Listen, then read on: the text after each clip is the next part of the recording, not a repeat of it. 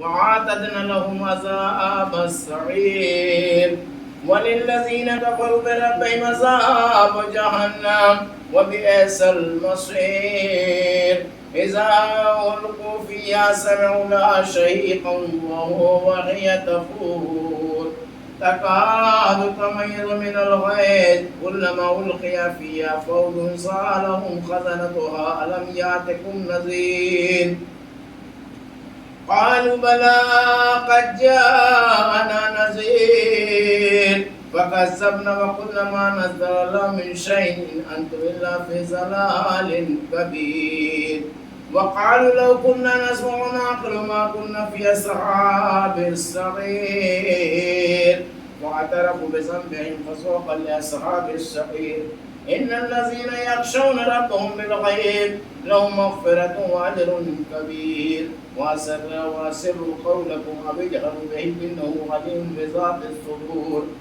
ألا يعلم من خلق وهو اللطيف الخبير هو الذي جعل لكم الأرض ذلولا فامشوا في مناكبها وكلوا من رزقه وإليه النشور آمنتم من في السماء أن يخسف بكم الأرض فإذا هي تمور آمنتم من في السماء أن يرسل عليكم حاسبا فستعلمون كيف نذير ولقد كذب الذين من قبلهم فكيف كان نكير أولم يروا إلى الطير فوقهم صافات ويقبضن ما يمسكهن إلا الرحمن إنه بكل شيء بصير أمن هذا الذي هو جند لكم ينصركم من دون الرحمن إن الكافرون إلا في غرور أمن هذا الذي يرزقكم إن أمسك رزقه بل لجوا في عتو نفور أفمن يمشي مكبا على وجهه أحدا أمن يمشي سويا على صراط مستقيم قل هو الذي أنشأكم وجعل لكم السمع والأبصار والأفئدة قليلا ما تشكرون قل هو الذي زرعكم في الأرض وإليه تحشرون ويقولون متى هذا الوعد إن كنتم صادقين قل إنما العلم عند الله وإنما أنا نذير مبين فلما رأوا زلفة سيئت وجوه الذين كفروا وقيل هذا الذي كنتم به تدعون قل أرأيتم إن أهلكني الله من معي أو رحمنا فمن يجير الكافرين من عذاب أليم قل هو الرحمن آمنا به وعليه توكلنا فستعلمون من هو في ضلال مبين قل أرأيتم إن أصبح معكم غورا ومن يأتكم بماء معين صدق الله العظيم صدق رسوله الكريم والحمد لله رب العالمین. اللہ آپ حضرات ایک مرتبہ سورہ حم، 3 مرتبہ سورہ توحید کی تلاوت کروں کا مرحوم جعفر حسین ابن دلدار حسین صاحب.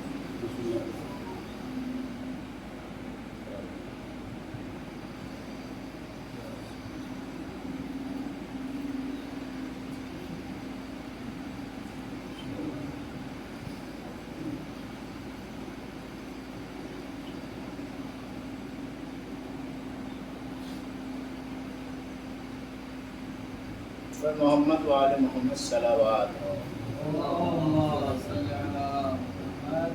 پاپا کو جناب عباس کی مدح بہت زیادہ، اور اکثر وہ اشعار جب بھی سناتے تھے مولا عباس کی شان میں ضرور سنایا کرتے تھے. جیسے 4 مصرے مولا عباس کی شان میں سماعت ہوئی. وہ جری کتنا ہی کوئی یہ شرف پاتا نہیں، روضے اقدس پہ کوئی بے وضو جاتا نہیں. اللہ اللہ دبدبا ہے یہ حسینی شیر کا، آپ کی جھوٹی قسم. آپ ایک سلوات بھیجے پر محمد والے محمد. آج بھی پتہ نہیں، ایک سلوات بھیجے پر محمد والے محمد.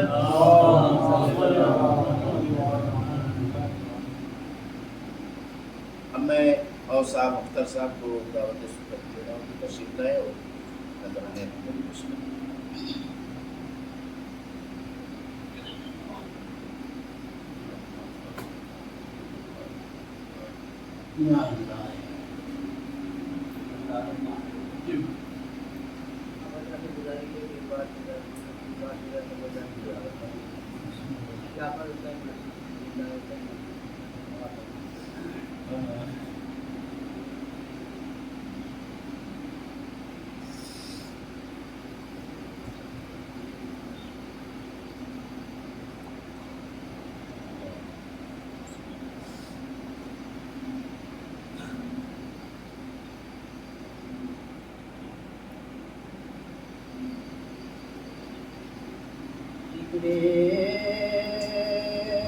جری میں بول رہا ہوں لبوں کو میں،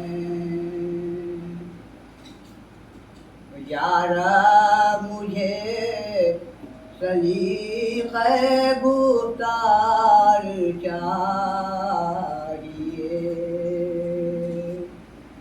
اور کرنا ہے مجھ کو مدح علمدار کربلا، جو لفظ چاہیے وہ وفادار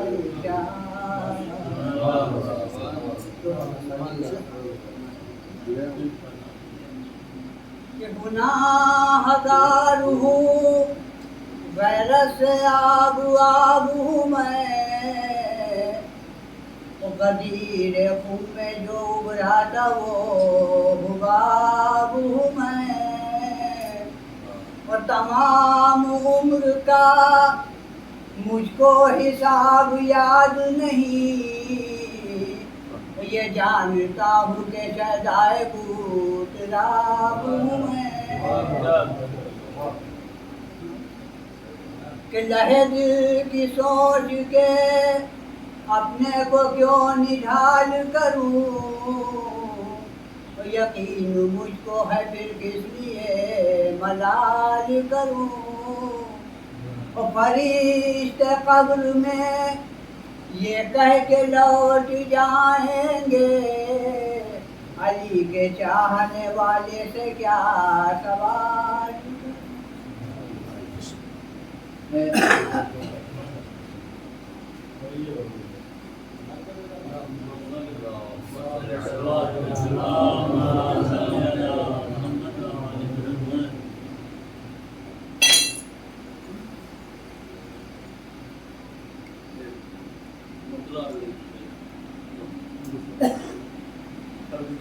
یہ کس کا ہونے دیگر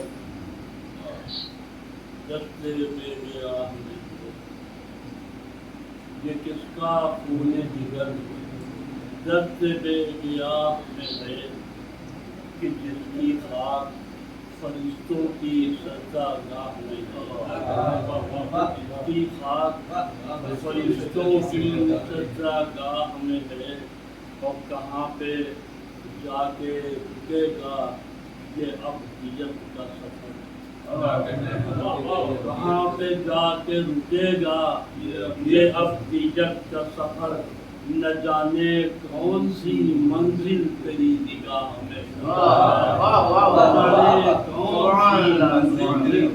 تیری نگاہ میں ہے، نہ جانے کون سی منزل تیری نگاہ میں ہے۔ اور حاضر کر رہا ہوں، عرض کیا ہے کہ لفظ در لفظ وہ دیوان بھی ہو سکتا ہے، لفظ در لفظ وہ دیوان بھی ہو سکتا ہے، نقطۂ با جو ہے قرآن بھی لفظ در لفظ وہ دیوان بھی ہو سکتا ہے، نقطۂ با جو ہے قرآن بھی ہو سکتا ہے، اور شرط ہے بیٹھنے والا ہو علی کے جیسا، شرط ہے بیٹھنے والا ہو علی کے جیسا، ہوریا تخت سلیمان بھی ہو سکتا ہے، شرط ہے بیٹھنے والا ہو علی کے جیسا، ہوریا تخت سلیمان بھی ہو سکتا ہے، وہ صرف جبریل نہیں ہے در حیدر کے فقیر، صرف جبریل نہیں ہے در حیدر کے فقیر، مانگنے والوں میں رضوان بھی ہو سکتا ہے، مانگنے والوں میں رضوان بھی ہو سکتا ہے، اور یہ دنیا کا کہ بغض حیدر کا بنا دیتا ہے اندھا یارو، بغض حیدر کا بنا دیتا ہے اندھا یارو، اس میں اب حافظ قرآن اس میں اب حافظ قرآن بھی ہو سکتا ہے، اس میں اب حافظ قرآن بھی ہو سکتا ہے، اور سورہ اترا ہے منافق کے لیے قرآن میں، سورہ منافقون، سورہ اترا ہے منافق کے لیے قرآن میں، اس کا مزداق ابو سفیان بھی ہو سکتا ہے، اور آخری شریف سلسلہ کی سنیے کہ جس نے ذکر غم شبیر کو بدعت سمجھا، جس نے ذکر غم شبیر کو بدعت سمجھا، وہ بشر وقت کا مروان بھی ہو سکتا ہے، وہ بشر وقت کا مروان بھی ہو سکتا ہے۔ میں بس گزارش کرتا ہوں، بہت بہت شکریہ ادا کریں گے سب لوگوں کا کہ آپ لوگ پسند بھی آئے، اور پاپا کا وہ شعر بہت مشہور ہے، اسی کے کہتا ہوں سنا دوں، نامناسب ہے یہ کہنا گنہگاروں کا، بلکہ یوں کہیے کہ گل الجھا ہوا خاروں میں تھا، گل الجھا ہوا خاروں میں تھا۔ پاپا بڑے نڈر، بہت عمدہ، با اخلاق تھے، یقیناً جب قبر کی منزلوں میں پہنچے ہوں گے تو فرشتوں سے ان 4 مصروں کے ساتھ جواب دیا ہوگا، نگاہیں ٹھہرنے دو اے دو فرشتوں، نگاہیں ٹھہرنے دو اے دو فرشتوں، اندھیرے میں آیا ہوں اجالے میں، اندھیرے میں آیا ہوں اجالے میں، بھول جاتا ہوں کیا کروں، اندھیرے میں آیا ہوں،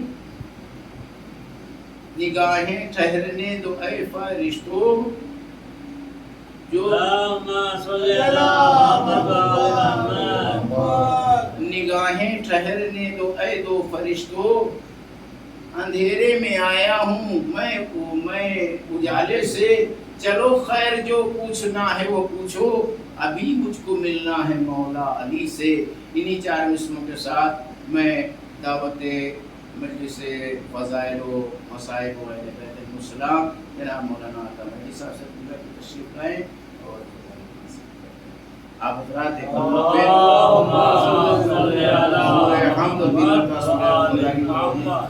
تلاوت فرما کر مرحوم جعفر حسین جملے دیدار حسین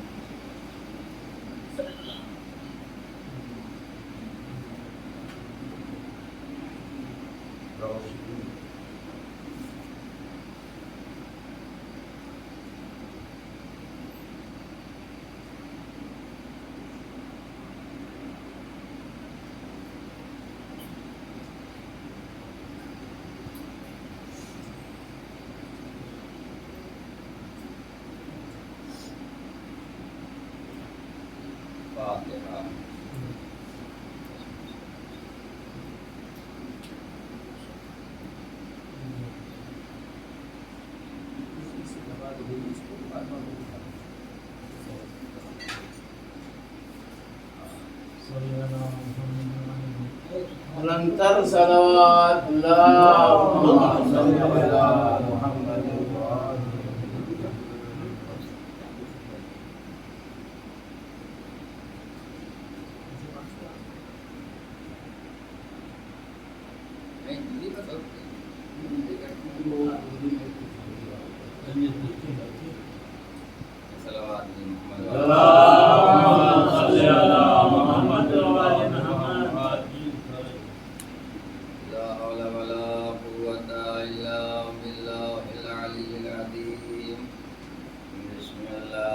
الرحمن الرحيم الحمد لله رب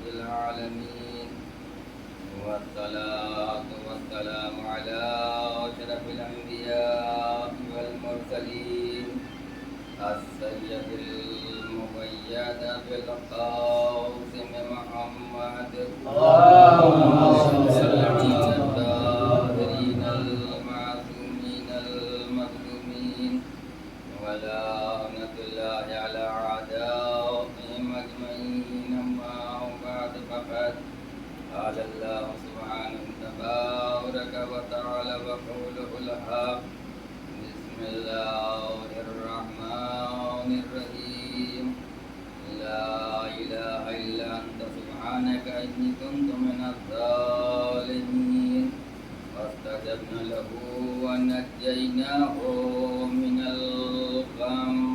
صلوات اللهم صل على محمد وآل محمد. برادران ایمانی، اس مختصر سی مجلس کے لیے اس آیت کو عنوان بیان قرار دیا گیا ہے. یہ سورہ انبیاء کی انتہائی مشہور و معروف آیت ہے، اور یہ ایک نبی کی تسبیح ہے جو انہوں نے مصیبت کے لمحات میں مناجات کو انجام دیا تھا اور تسبیح کو پڑھا تھا، اور اسی تسبیح اور مناجات کو قیامت تک کے لیے قرآن کے دامن میں بطور نمونہ بنا کے پیش کیا گیا ہے اور محفوظ کر دیا گیا ہے. حمد پروردگار اور حمد الہی یہ اس طاقت و قوت کا نام ہے کہ حمد الہی یہی وہ شے ہے کہ جس کے ذریعے پروردگار عالم نے قرآن مجید کا آغاز کیا، اور آغاز قرآن میں پروردگار نے کہا کہ الحمدللہ رب العالمین، تمام تعریفیں اس اللہ کے لیے مخصوص ہیں جو عالمین کا تربیت کرنے والا ہے. اور یہی حمد الہی ہے، تسبیح پروردگار ہے کہ جس کے لیے ملائکہ نے اس کا سہارا اس وقت لیا تھا کہ جب حضرت آدم کی خلافت کا اعلان ملائکہ کے درمیان کیا گیا تھا تو ملائکہ چاہتے تو کسی دوسری چیز کے حوالے کے ذریعے سے حضرت آدم کے مقابل میں آ سکتے تھے، مگر وہاں کے اوپر ملائکہ نے حضرت آدم کے مقابلے میں آنے کے لیے جس چیز کا انتخاب کیا تھا وہ کوئی اور چیز نہیں تھی. وَنَحْنُ نُسَبِّحُ بِحَمْدِكَ وَنُقَدِّسُ لَكَ، اے پالنے والے ہم تیری تعریف کی تسبیح کرتے ہیں، ہم اس منصب کے زیادہ حقدار ہیں. اب عزیزان محترم، تسبیح کو ملائکہ نے آدم کے مقابلے میں کیوں پیش کیا تھا؟ سبب یہ تھا کہ ملائکہ یہ سمجھ رہے تھے کہ اگر حمد الہی اور تسبیح پروردگار کو ہم تمہارے اللہ کی بارگاہ میں پیش کریں گے تو اللہ یہ منصب ہمیں دے دے گا. مگر وہاں ہوا یہ کہ پروردگار نے خود کہا کہ انی عالم ما لا تعلمون، جو میں جانتا ہوں وہ تم نہیں جانتے. انی عالم ما لا تعلمون کہہ کے گویا کہ پروردگار نے قیامت تک کے لیے فیصلہ کر دیا کہ دیکھو اللہ منصب اسے نہیں دیتا ہے جو اپنی عبادت کو معیار و نظیر بنا کے ہمارے سامنے پیش کرے. اللہ صاحب منصب دنیا میں اکثر و بیشتر ایسا ہوتا ہے کہ ہم یہ سمجھتے ہیں کہ ہم نے اتنی عبادت کی ہے، ہم نے اتنی ریاضت کی ہے، ہمیں یہ صلہ ملے گا، ہمیں یہ صلہ ملے گا. اگر اللہ کو قابل عبادت جان کے انسان عبادت کرتا ہے تو عبادت کا فائدہ ہوگا، اور اگر تنہا صلے اور اجر کے لالچ میں عبادت کی جا رہی ہے تو یاد رکھو اس عبادت کا کوئی نتیجہ نہیں ہے. لہذا اللہ نے پہلی ہی منزل پہ کہہ دیا کہ اگر عبادتوں کو بطور نذیر پیش کرو گے تو ہم صاحب منصب نہیں بناتے ہیں، ہم صاحب منصب اسے بناتے ہیں کہ سب کچھ کرنے کے بعد جب بارگاہ میں میری آئے تو یہ کہے کہ اے پروردگار سوائے استغفار کے علاوہ میرے پاس کچھ نہیں ہے، ہم تجھ سے دعائے مغفرت طلب کرتے ہیں، ہم تجھ سے توبہ کرتے ہیں. اے پالنے والے تو بہترین رحم کرنے والا اور توبہ کرنے والا ہے. اے صلوات ہے محمد. تسبیح پروردگار کو خود پروردگار عالم نے قرآن مجید میں اس تسبیح اور حمد الہی کو قدم قدم کے اوپر پیش کیا ہے اور اس کی اہمیت کو دنیا کے سامنے پیش کیا ہے. لہذا سورہ جمعہ کی جو ابتدائی آیت ہے اس میں پروردگار خود کہہ رہا ہے یسبح للہ ما فی السماوات و ما فی الارض. دیکھو اس روح زمین میں جو کچھ بھی اور آسمانوں میں جو کچھ بھی اور سب اللہ کی تسبیح کرتے ہوئے نظر آ رہے ہیں. اس کا مطلب یہ ہے کہ تسبیح اس طاقت کا نام ہے، اس عبادت کا نام ہے کہ اس کائنات میں ایک ذرہ بھی تسبیح سے محروم نہیں ہے، بلکہ وہ بھی تسبیح پروردگار کرتا ہوا نظر آ رہا ہے. اب حمد الہی میں طاقت کیا ہے؟ تسبیح پروردگار میں طاقت کیا ہے؟ تسبیح پروردگار اور حمد الہی میں سب سے بڑی طاقت و قوت یہ ہے کہ اگر ایک حمد الہی آپ کی قبول ہو جائے تو وہی حمد الہی آپ کے نجات کا ذریعہ بن سکتی ہے. شرط یہ ہے کہ وہ حمد الہی قبول ہو جائے. حمد الہی کب قبول ہوگی؟ یاد رکھیے، اللہ کی بارگاہ میں کوئی بھی عمل اس وقت تک قابل قبول نہیں ہو سکتا کہ جب تک ایمان کے استحکام اور پختگی کے ساتھ انجام نہ دیا جائے. اگر ایمان کے استحکام کے ساتھ اور پختگی کے ساتھ ایک حمد الہی انسان کرے تو وہ ایک حمد الہی بھی اس کی نجات کا ذریعہ بن سکتی ہے. اب قرآن مجید کھلا ہوا ہے، حمد الہی اور تسبیح پروردگار کس کی نجات کا ذریعہ بنا.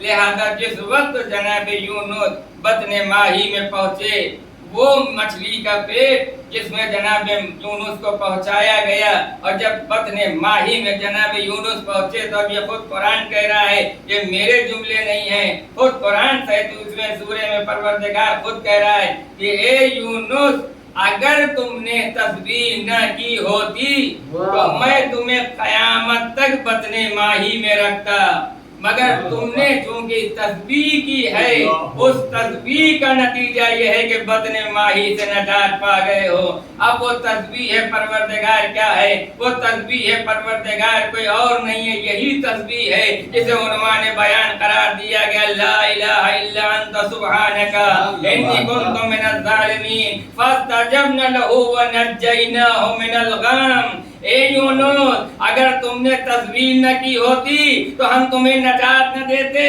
ادھر یونس نے تسبیح کی کہ پالنے والے تیرے علاوہ کوئی خدا نہیں ہے، بے شک میں قصورواروں میں ہوں. پروردگار نے آواز دی، فاستجبنا لہ ونجیناہ من الغم. اے یونس، میں نے تمہیں غم سے نجات دیا.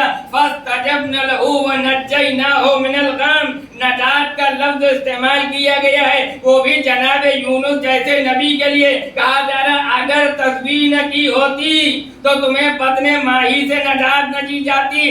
جو تسبیح یونس جیسے نبی کی نجات کا ذریعہ بن جائے تو کیا ہم خطاکاروں کے نجات کا ذریعہ نہیں بن سکتی ہے؟ شرط یہ ہے کہ جس طریقے سے تسبیح کا نمونہ وہاں پیش کیا گیا ہے، اسی طریقے سے تسبیح اگر ہم کریں تو ایک حمد الہی ہماری نجات کا ذریعہ بن سکتی ہے. اے صلوات علی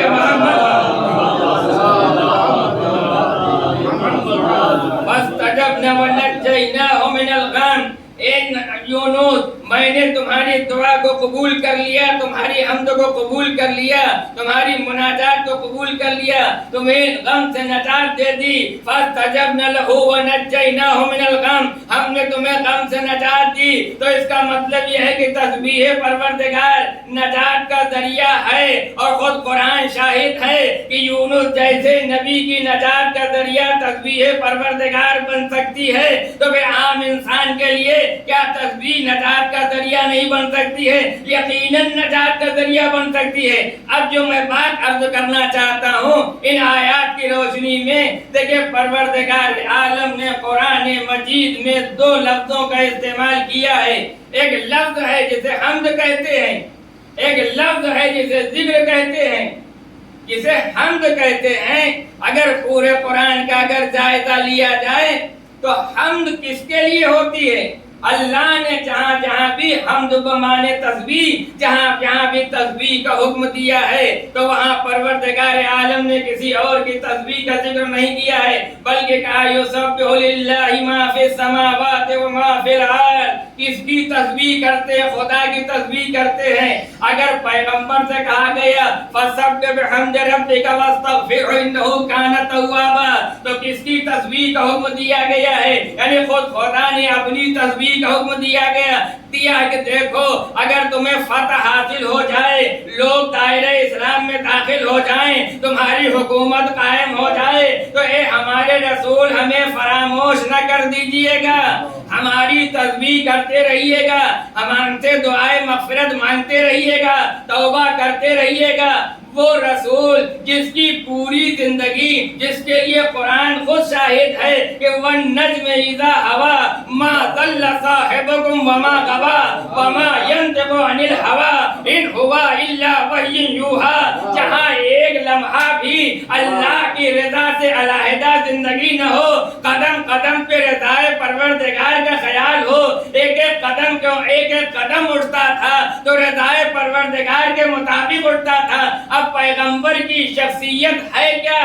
اگر پیغمبر کی شخصیت کو سمجھنا ہے تو تاریخ انبیاء اٹھا کے پڑھو، انبیاء کی سیرت اٹھا کے پڑھو، انبیاء کے واقعات اٹھا کے پڑھو، تو تاریخ انبیاء میں ایک واقعہ ملے گا کہ جس وقت جناب ابراہیم کو لکڑیوں کے اس ہمالیہ کے اوپر بھیجا گیا، شعلوں کے درمیان میں بھیجا گیا، اٹھتے ہوئے شعلے ہیں، لکڑیوں کا ہمالیہ بنایا گیا، منجنیق کے ذریعے ابراہیم کو بھیجا گیا۔ جب ابراہیم ان شعلوں کے درمیان میں پہنچ گئے تو اب تاریخ گواہ ہے، قرآن شاہد ہے، احادیث نبوی شاہد ہیں، روایات شاہد ہیں کہ جس وقت جناب ابراہیم گھر سے آئے تھے تو لباس پہن کے آئے تھے۔ اچھا منجنیق ہے کیا؟ منجنیق کسے کہتے ہیں؟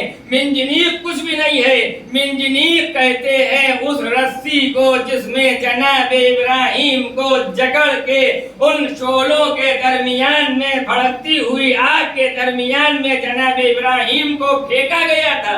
جس طریقے سے عام حالات میں چھوٹے بچے کسی کنکر یا پتھر کو کسی ڈور میں باندھ کے پھینکتے ہیں بلندی کی طرف، اس طریقے سے منجنیق کے ذریعے جناب ابراہیم کو وہاں تک پھینکا گیا۔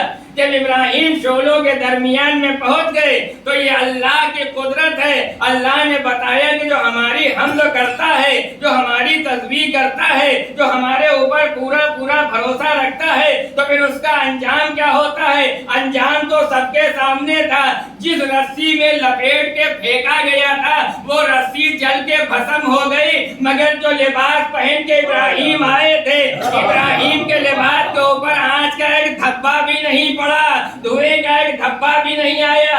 اس کا مطلب یہ ہے کہ ابراہیم جو لباس پہن کے آئے تھے وہ انتخاب نبی تھا، رسی انتخاب دنیا ہے۔ اللہ نے بتا دیا دنیا کا انتخاب ختم ہو جائے گا، انتخاب الہی باقی رہے گا۔ صلوات علیہ محمد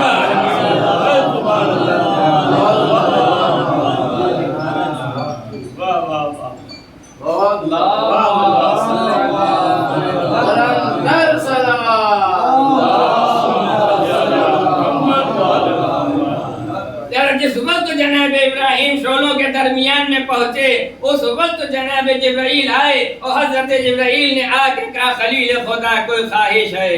کہا ہاں خواہش تو ہے، مگر دیکھو تم سے خواہش نہیں ہے، اس سے خواہش ہے، اس سے خواہش ہے۔ اب اس وقت جناب ابراہیم فرماتے ہیں کہ اس وقت مجھے نہیں معلوم کہ میرے خدا کی مشیت کیا ہے، اگر وہ بچانا چاہتا ہے تو میں بچ جاؤں گا، اگر میرا جلنا پسند ہے تو میں جلنے کے لیے تیار ہوں۔ جناب ابراہیم کے جو اوصاف تھے، جو صفتیں تھیں، جو منصب حضرت ابراہیم کو عطا کیے گئے تھے، ان منصب میں ایک منصب تھا جسے خلیل کہتے ہیں، خلیل خدا۔ خلیل کا مطلب دوست کے ہوتے ہیں، یعنی اللہ کا دوست، اللہ کا چاہنے والا، اللہ کا جانثار۔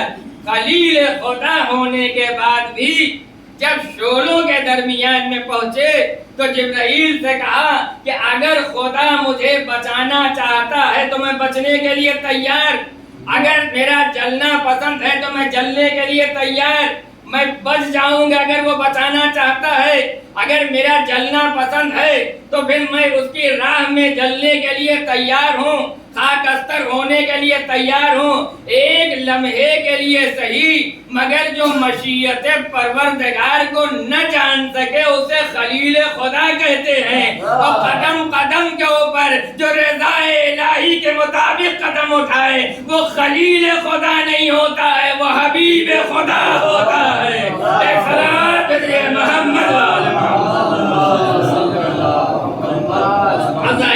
قرآن مجید کھلا ہوا۔ یہ خلیل اور حبیب کا فرق یہ میری طرف سے نہیں ہے، بلکہ قرآن نے خود اس فرق کو پیش کیا ہے۔ اور وہ فرق کیسے پیش کیا ہے؟ پورا قرآن آپ اٹھا لیجئے، کسی نبی کے لیے یہ نہیں کہا گیا وما ينطق عن الهوى ان هو الا وحی یوحی۔ اگر یہ کہا گیا ہے تو صرف سردار انبیاء، سید الانبیاء، پیغمبر اسلام کے لیے۔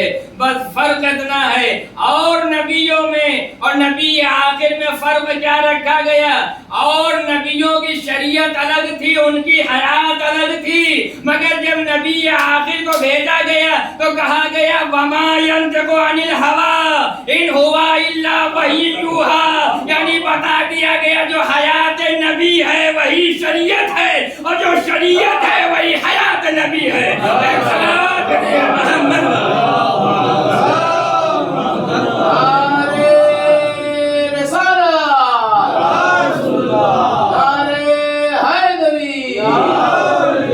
محمد والے محمد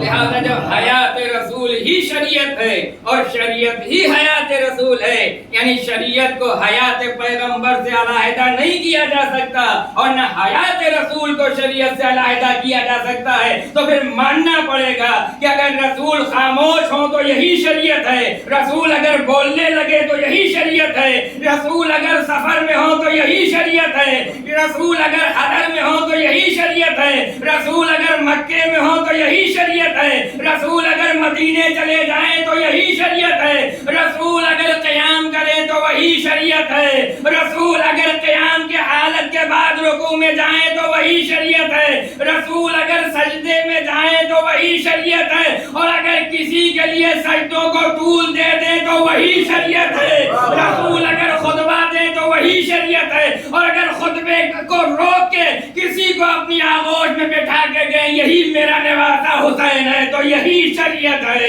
رسول اگر سفر کرے تو وہی شریعت ہے، اور اگر سفر کرتے کرتے رک جائیں تو وہی شریعت ہے، رسول اگر پالان شتر کا ممبر بنوائے تو وہی شریعت ہے، اور ممبر پہ جا کے کہے من کن تو مولا ہو فہذا علی مولا تو یہی شریعت ہے۔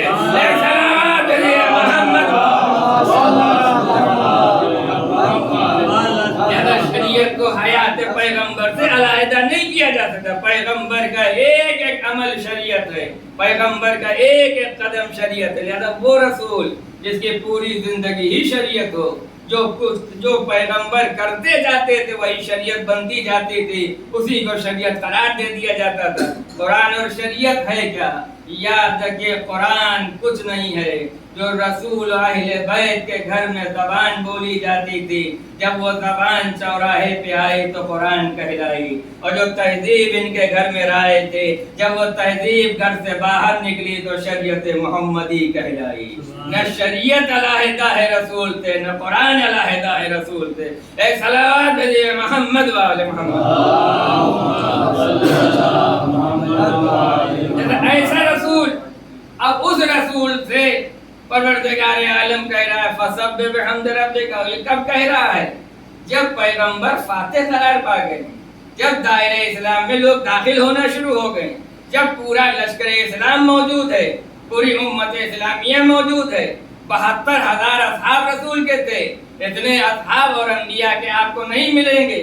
اگر 950 سال کسی نے تبلیغ کی ہے کسی نبی نے تو عقل یہ کہتی ہے سال میں ایک آدمی مسلمان بنایا ہوگا تو کم سے کم 950 آدمی ہونا چاہیے، مگر جب کشتی بنائی گئی تو 100 کا عدد بھی پورا نہیں ہوا ہے، اور یہاں صرف 23 سال رکھے گئے، اور اس 23 سالہ مختصر سی زندگی میں، تبلیغی زندگی میں، پیغمبر نے 72,000 اصحاب چھوڑے تھے، جس میں 40,000 عورتیں تھیں، 32,000 مرد تھے۔ لہذا جس نبی نے اتنی بڑی کامیابی مختصر سے عرصے میں حاصل کر لی ہو، اور جس کے لیے خدا خود کہہ رہا ہے کہ اب تم فاتح ہو گئے ہو، تمہیں فتح ہماری مدد سے حاصل ہو گئی ہے، اب تم جیت گئے ہو، لوگ دائرہ اسلام میں داخل ہو رہے ہیں، اس مرحلے میں کہہ رہا ہے فَسَبِّحْ بِحَمْدِ رَبِّكَ وَاسْتَغْفِرْهُ إِنَّهُ كَانَ تَوَّابًا۔ اے ہمارے رسول ہماری تسبیح کرتے رہیے گا، ہم سے استغفار کرتے رہیے گا، توبہ کرتے رہیے گا، ہم سے رحم کے لیے درخواست کرتے رہیے گا۔ پروردگار پوری زندگی جس نبی نے تیری رضا کے مطابق خرچ کی ہو اور صرف کی ہو، اس نبی سے اس مرحلے میں جب وہ فاتح ہو گیا ہے، پوری مملکت اسلامیہ پہ اس کا قبضہ ہو گیا ہے، اب تو کہہ رہا ہے فَسَبِّحْ بِحَمْدِ رَبِّكَ وَاسْتَغْفِرْهُ إِنَّهُ كَانَ تَوَّابًا۔ اس مرحلے میں تسبیح کا حکم، ارے پوری زندگی رسول تسبیح کرتے رہے، حمد الہی کرتے رہے، عالم اسباب میں بھی حمد کرتے رہے، عالم انوار میں بھی حمد کرتے رہے۔ ایسا حمد و تسبیح کرنے والا کائنات میں کوئی دوسرا نہیں ملے گا، مگر اس مرحلے پہ پیغمبر سے یہ کیوں کہا گیا کہ ہماری تسبیح سے غافل نہ ہو جانا؟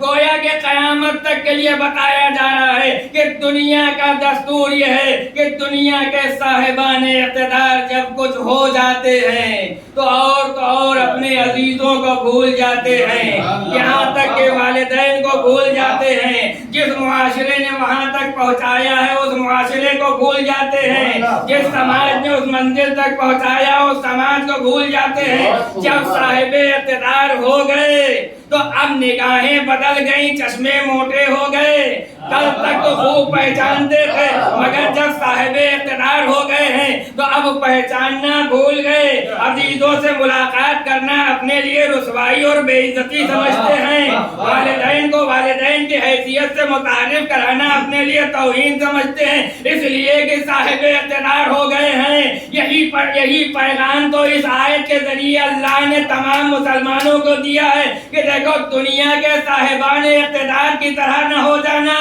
ایسے صاحب اقتدار بنو جیسے یہ میرا رسول صاحب اقتدار ہے۔ جب اقتدار ہاتھوں میں آیا ہے تو اپنی بڑائی کا ذکر نہیں کیا ہے، اگر بڑائی کا ذکر ہوگا تو خدا کی کبریائی کا ذکر ہوگا اور اس کی حمد و ثنا کے علاوہ کچھ پیغمبر نہیں کریں گے۔ ایک صلوات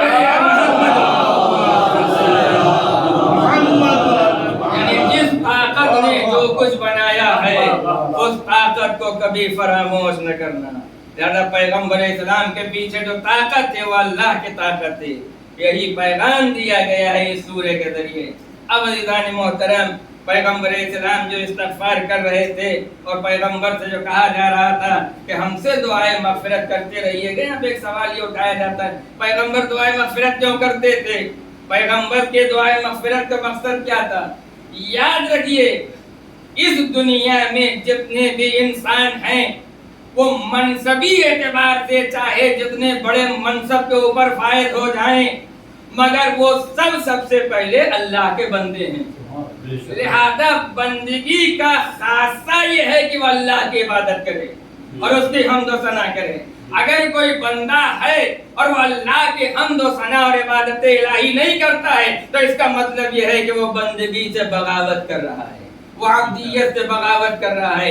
اسی بات کو اس سورے میں پیش کیا گیا ہے کہ استغفار کو اپنے لیے عیب نہ سمجھنا، دعائے استغفار خاصہ بندگی ہے تو رے امتیاز انسانیت ہے۔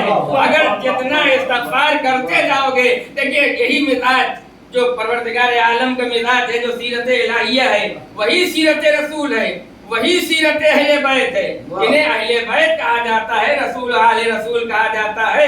وہ اس دنیا میں صفات پروردگار کے مظہر بن کے آئے ہیں۔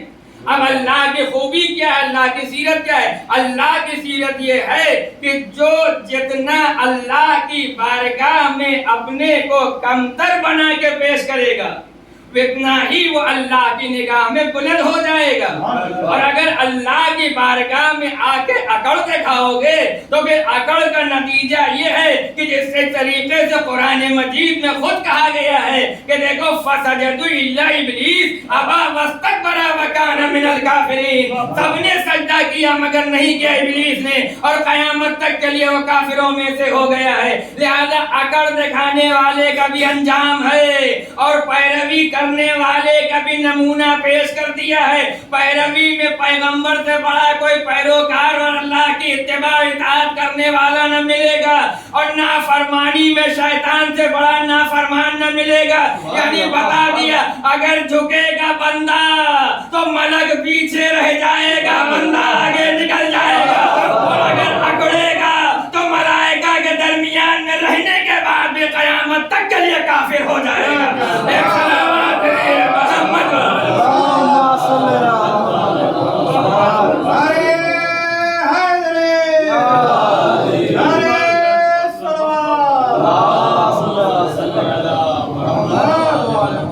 बतौर नमूना पेश किया गया पैगंबर इस्लाम के इत्तिबा और इताअत को। लिहाजा वो रसूल जो पूरी जिंदगी तस्बीह परवरदिगार करते रहे, मगर जब फतह हो गई है तो पैगंबर से कहा गया हमारे हम्द करते रहिएगा। यानी बता दिया कि जिंदगी में चाहे जितनी बड़ी कामयाबी हासिल कर लो, अपने खुदा को फरामोश न करना, अपने रब को फरामोश न करना। इसलिए कि इंसान रब की बारगाह में जितना झुकता जाएगा, अल्लाह के नजदीक उतना ही बुलंद होता जाएगा। इसकी मिसाल कुरान मजीद में भरी पड़ी है।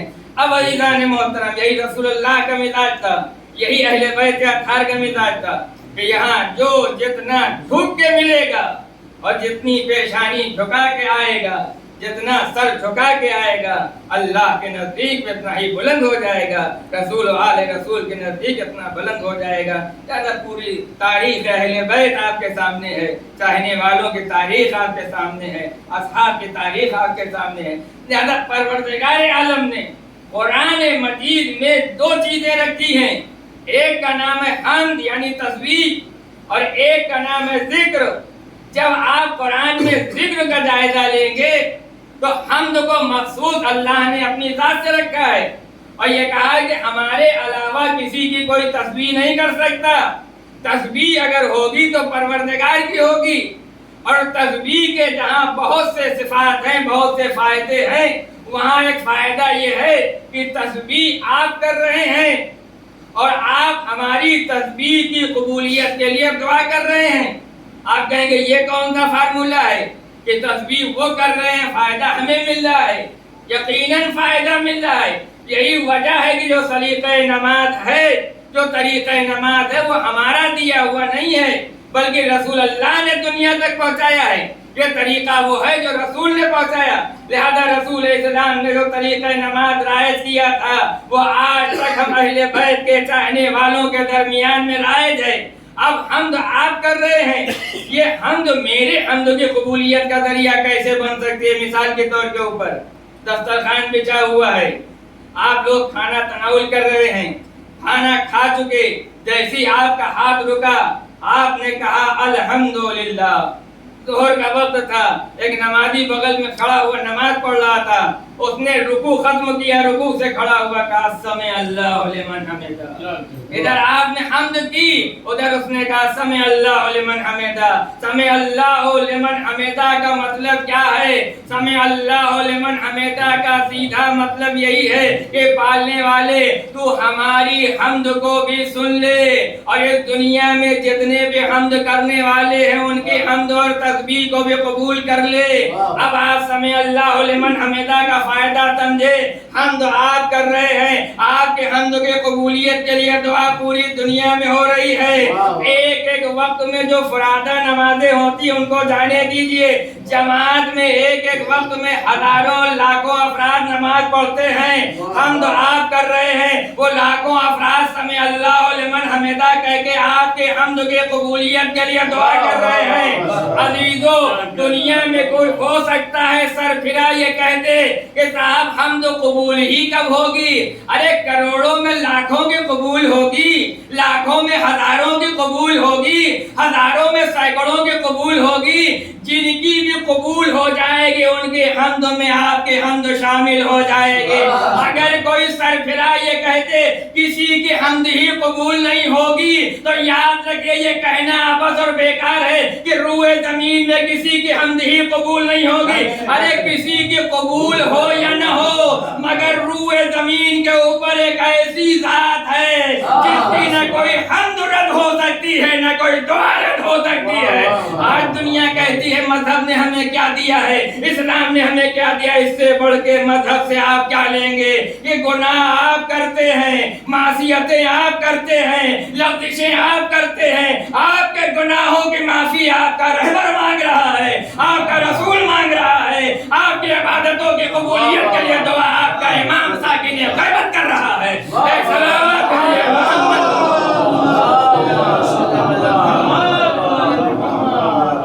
حمد الہی وہ ہے، اس حمد الہی کی قبولیت کے لیے دعا آپ کا رہبر کر رہا ہے۔ جو پیغمبر اسلام دو سجدوں کے درمیان میں استغفر اللہ کہہ رہے تھے، اس کا بنیادی مقصد کیا تھا؟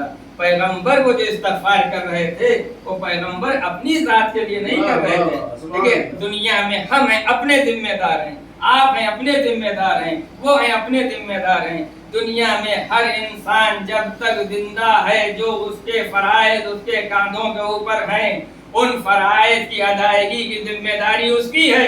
ہاں جب وہ دنیا سے چلا جائے اور اگر واجبات باقی ہوں تو بڑے بیٹے کے کاندھوں کے اوپر، اولاد کے کاندھوں کے اوپر فرائض کی ادائیگی کا بوجھ رکھا گیا، مگر کب؟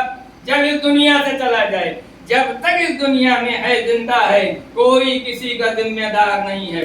آپ اپنے فرائض کے ذمہ دار ہیں، آپ اپنے فرائض کے ذمہ دار ہیں۔ جو نمازیں آپ کے اوپر واجب ہیں آپ پڑھیں گے، جو ان پر واجب ہیں یہ پڑھیں گے، جو روزے ان پر واجب ہیں یہ رکھیں گے، جو روزے ان پر واجب ہیں وہ رکھیں گے، جو حج ان پر واجب ہے یہ کریں گے، جو ان پر واجب وہ کریں گے۔ دنیا میں کوئی کسی کے فریضے کا ذمہ دار نہیں ہے۔ لہذا دنیا میں پروردگار عالم نے دعائے مغفرت کو بھی رکھا ہے، تو جہاں بہت سے فرائض رکھتے ہیں وہاں دعائے مغفرت کو بھی فرائض میں شامل کیا ہے، اور یہ کہا کہ جب تم عبادت کرو تو عبادت میں جہاں بہت سی دعاؤں کو عبادت کے بعد انجام دیتے ہو تو ہم سے استغفار بھی کر لیا کرو۔ اسی لیے اس خاص دعا کو دو سجدوں کے درمیان میں رکھا گیا ہے۔ یہ دو سجدوں کے درمیان میں کیوں رکھا گیا ہے؟ یعنی خدا جانتا تھا کہ ہمارے بندے دنیاوی زندگی میں اتنا مصروف ہو جائیں گے کہ ہو سکتا ہے انہیں دعائے مغفرت کا موقع نہ ملے، لہذا موقع ہم فراہم کیے دے رہے ہیں۔ ارے کبھی نہیں کہہ سکتے ہو تو کم سے کم دو سجدوں کے درمیان کہہ لو استغفر اللہ۔ اب ہم تمہاری استغفار بھی سننے کے لیے تیار ہیں، تمہاری دعا بھی قبول کرنے کے لیے تیار ہیں۔ ایک صلوات دیجیے محمد والے پیغمبر اسلام جو استغفار کر رہے تھے، دعائے مغفرت کر رہے تھے، کیوں کر رہے تھے؟ اس کا سبب یہ تھا کہ ہم اپنے ذمہ دار ہیں، دوسرے کے نہیں۔ آپ اپنے ذمہ دار ہیں دوسرے کے لیے، مگر جب کوئی نبی بن کے آتا ہے تو وہ تنہا اپنا ذمہ دار نہیں ہوتا ہے، پوری امت کا ذمہ دار ہوتا ہے۔ لہذا پیغمبر اسلام جب دو سجدوں کے درمیان میں دعا کر رہے تھے تو وہ اپنے لیے نہیں کر رہے تھے، بلکہ اس کا فائدہ امت کو ملے گا، یعنی امت کے لیے دعا فرما رہے تھے، ان کی طرف سے استغفار کر رہے تھے، دعائے مغفرت طلب کر رہے تھے۔ اب عزیز ہو سکتا ہے کوئی یہ کہے کہ جب رسول دعائے مغفرت سب کے لیے کر رہے تھے تو رسول کی دعا کو سب کو فائدہ مل جائے گا، سب دعائے پیغمبر کے حامل ہو جائیں گے۔ ایسا بھی نہیں ہے کہ سب دعائے پیغمبر کے حامل ہو جائیں گے۔ اگر سب دعائے پیغمبر کے حامل ہو جائیں گے تو پھر قرآن میں جو سزائیں رکھی گئی وہ کس کے لیے رکھی گئی؟ کافر و مشرک کی جو سزائیں ہیں وہ اپنی طرف ہیں، فاسق و فاجر کی بھی تو سزائیں رکھی گئی ہیں۔ اس کا مطلب یہ ہے کہ دعائے پیغمبر کا ہر ایک کو فائدہ نہیں پہنچے گا، پھر کس کو فائدہ پہنچے گا؟ اسی دن کے لیے اللہ نے قرآن مجید میں ایک آیت رکھی ہے، انی لغفار لمن تاب وآمن وعمل صالحا ثم اہتدی۔ ہم اس شخص کو بخشیں گے جو توبہ کرے، جو ایمان لائے، جو عمل صالح انجام دے، ثم اہتدی، جو سیدھے راستے کے اوپر باقی ہو۔ یہی وہ چار شرطیں ہیں جو اللہ نے استغفار کے لیے رکھی ہیں۔ اب اگر دنیا کا کوئی مسلمان پیغمبر کی مناجات اور دعا کا فائدہ اٹھانا چاہتا ہے تو اس وقت تک فائدہ نہیں حاصل کر سکتا ہے جب تک اس چہار دیوالی کے اندر نہ آ جائے۔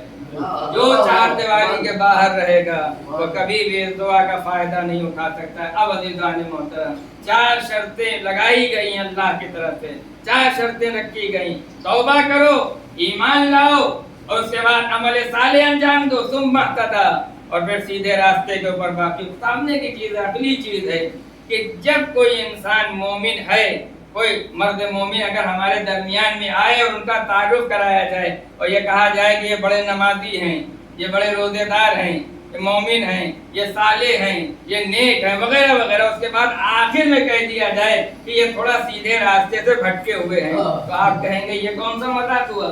جب آپ نے پہلے ہی کہہ دیا کہ یہ صاحب ایمان ہیں تو بھٹکے ہونے کا سوال ہی نہیں ہوتا، اس لیے کہ ایمان اس وقت تک آ ہی نہیں سکتا ہے کہ جب تک انسان ہدایت یافتہ نہ ہو۔ ہدایت یافتہ پہلے ہوتا ہے، مومن بعد میں بنتا ہے، لہذا جب پہلے ہی مرحلے میں کہہ دیا گیا کہ ہم مومن کو بخش دیں گے تو آخر میں ثم اہتدیٰ کیوں لگایا گیا؟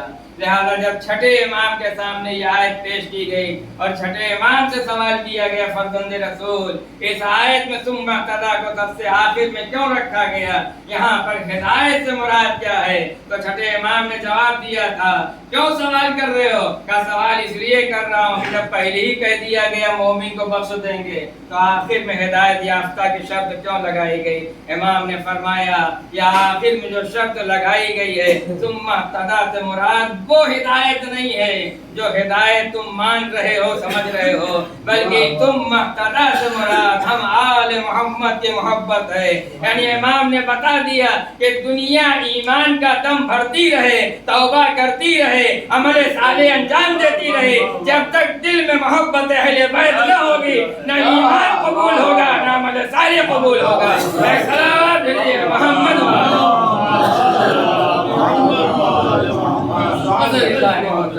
تو یہ ہے حمد الہی، استغفار اور توبہ کا فائدہ تو اس مختصر سے تقریر میں بیان کیا گیا۔ پروردگار عالم نے حمد الہی کے ساتھ ساتھ ذکر کے اوپر بھی زور دیا ہے۔ دیکھیں حمد کا دائرہ محدود ہے، حمد اللہ کی ذات تک محدود ہے، مگر جب اللہ نے ذکر کا ذکر کیا ہے، لفظ ذکر کو بیان کیا قرآن مجید میں تو دائرہ اللہ محدود کر دیا ہے۔ اب جہاں جہاں ذکر کا نام آئے گا تو اب ذکر سے مراد صرف ذکر الہی نہیں ہوگا، وہاں ذکر سے مراد ذکر رسول بھی ہو سکتا ہے، ذکر اہل بیت بھی ہو سکتا ہے، ذکر شہداء بھی ہو سکتا ہے۔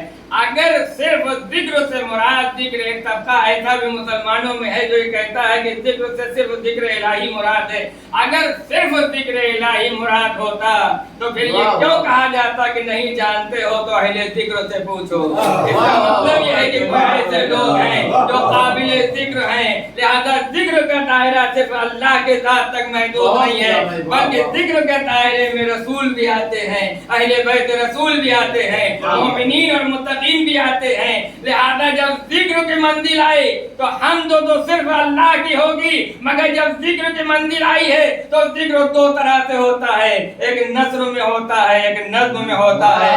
لہذا اگر دنیا میں اگر ذکر کرنے والے کو آپ کو دیکھنا ہے تو دنیا میں ذکر کرنے والے نثر میں بھی ملیں گے، نظم میں ملیں گے۔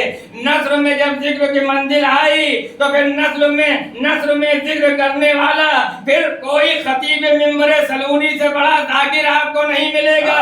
ایسا ذکر کیا ہے کہ ایسا ذاکر و خطیب جیسا خطیب منبر سلونی ہے ایسا کوئی خطیب نہ ملے گا، کوئی ذاکر نہ ملے گا۔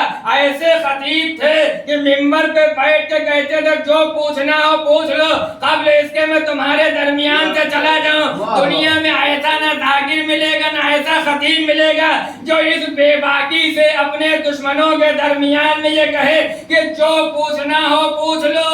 یعنی گویا کہ مولا علی نے بتا دیا ہے کہ ذکر کا دائرہ کتنا وسیع ہے، ذکر صرف خدا تک محدود نہیں ہے۔ اگر خطیب منبر سلونی جیسا ذاکر ہوگا تو پھر اس کا ذکر جب ہوگا تو صرف انسانوں میں نہیں ہوگا بلکہ ملائکہ میں ہوگا، انبیاء کے درمیان میں ہوگا۔ ایک صلوات کریے محمد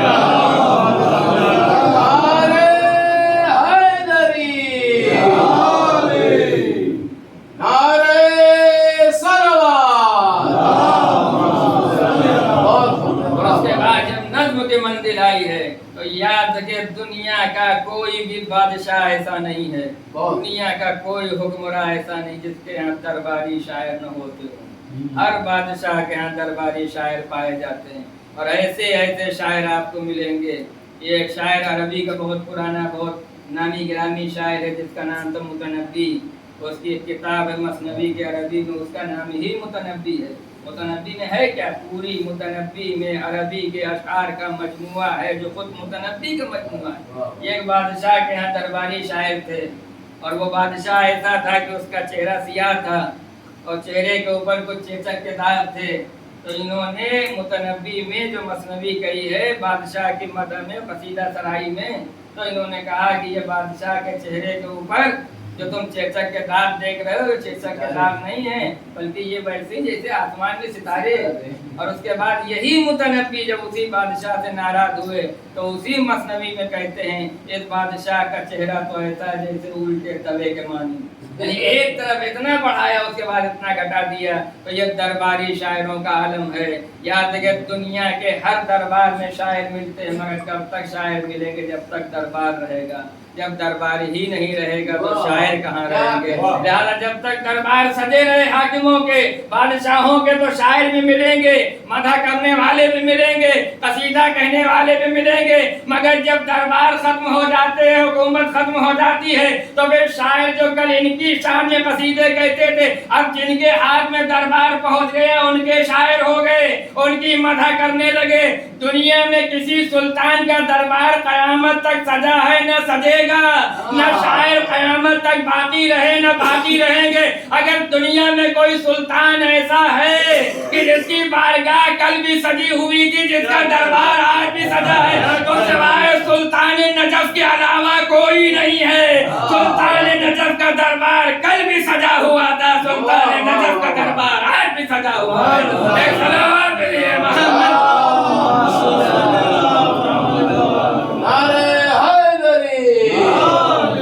मोहम्मद मोहम्मद सल्लल्लाहु उन्हीं शायरों में से एक शायर थे जाफर साहब मरहूम, जो आज हमारे दरमियान में नहीं रहे, जो आत्म तखल्लुस करते थे, बड़े बेबाक शायर थे, बड़े खुलूस के साथ शायरी करते थे। और आलम यह था कि बाद अशार इनके दरबुल मसल बन गए, लोगों को याद हैं। यकीनन ये वो खुसूसियात हैं जिनके ज़रिए से दुनिया में भी इज्जत हासिल हुई, और इन्हीं खुसूसियात के ज़रिए आखिरत में भी साहिब इज्जत होंगे।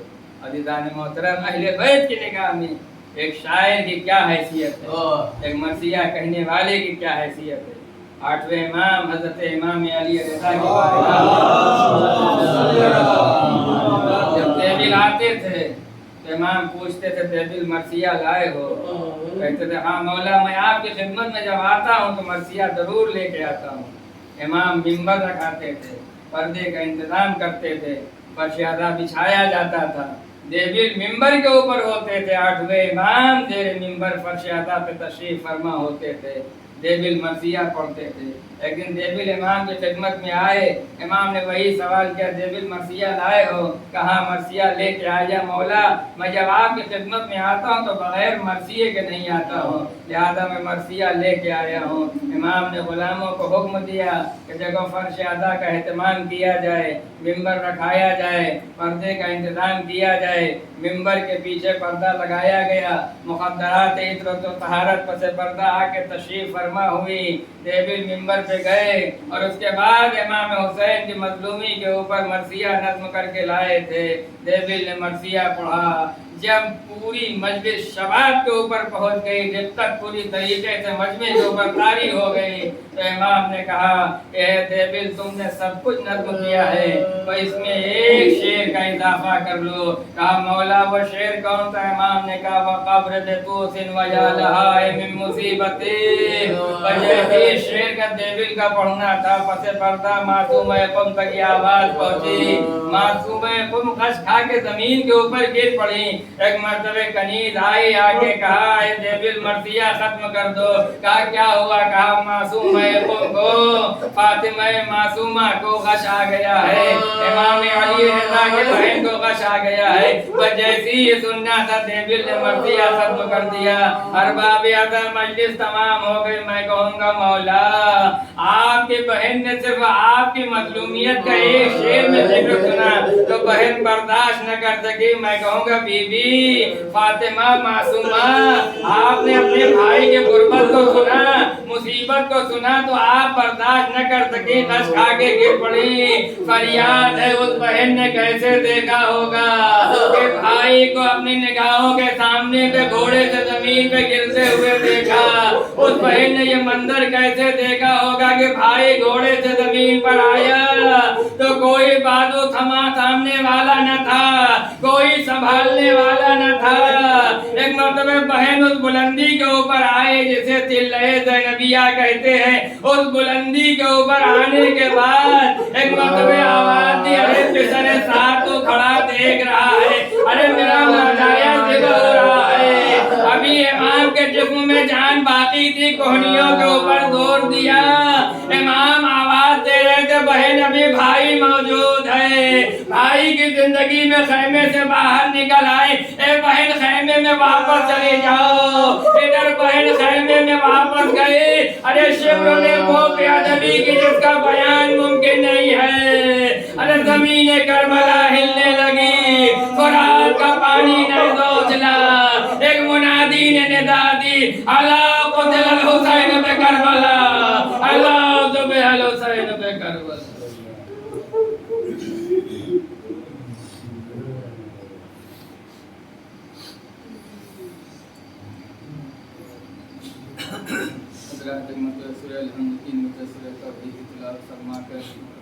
जाफर साहब जाफर हुसैन ने दीदार हुसैन